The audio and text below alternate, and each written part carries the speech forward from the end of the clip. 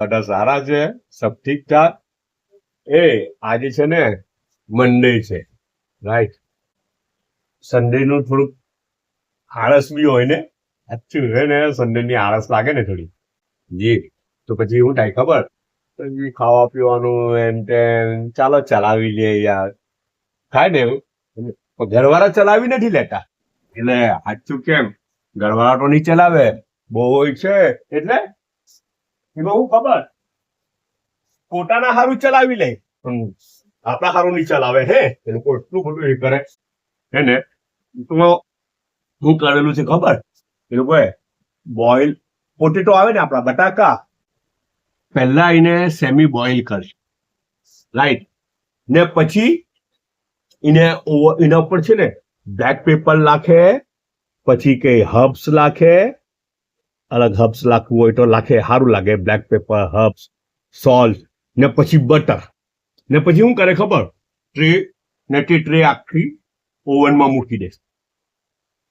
અડધા બાફેલા બટાકા એને પછી બેક કરવા મૂકે, મસાલો મારીને, બટર એવું બધું મારીને. બસ. ને હવે તે બટાકો છોલતા હાટે છે, પણ મતલબ ધોઈલો છે, હે, એવું નહીં કે એમ જ લઈને મૂકી છે, ધોઈલું એ લોકોએ, હે ને. અને તે બટાકો ખાવા હારું આવેલો છે. અચ્છા, એને ખાવા હારું છે ને બધું બહુ બધું એ આટે આ હાફ ફ્રાય એક બી મૂકેલું છે, રાઈટ. લાલી ફૂટેલી નહીં હોવી જોઈએ, હે. એટલે તો પછી હાફ ફ્રાય એગનું તો ખાય જ છે, ખૂબી જાય છે કે એની લાલી આખી હોવી જોઈએ, બરાબર. તો એની લાલી ફૂટેલી નહીં હોવી જોઈએ. આવી છે ને, જો આ બધું અંદર જ્યુસ દેખાવું જોઈએ, પછી જરાક ગોડો મારે ને તો જ્યુસ નીકળવું જોઈએ બધું, તો પછી હાફ ફ્રાય એક કહેવાય ખરેખર.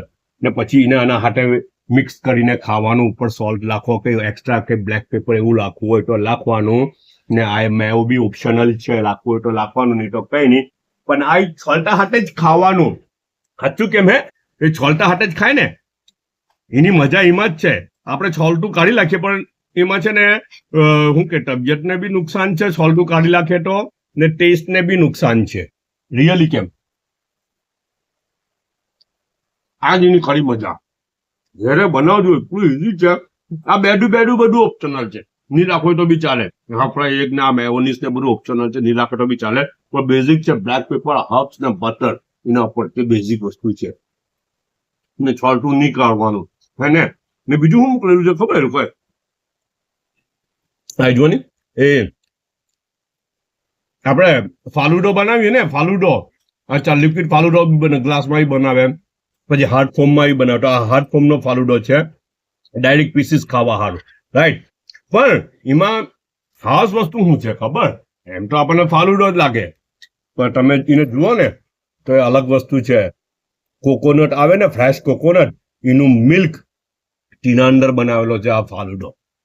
ને પછી છે ને ઉપર ફ્રેશ કોકોનટની પતલી સ્લાઇસ અથવા ચિપ્સ તે બી ઉપર લાખેલી છે ને, અંદર બી લાખે. ને એવી રીતના તે ફાલુડો બનાવજો, એમ જ ખાવા હારું, ડાયરેક્ટ ખાવા હારું.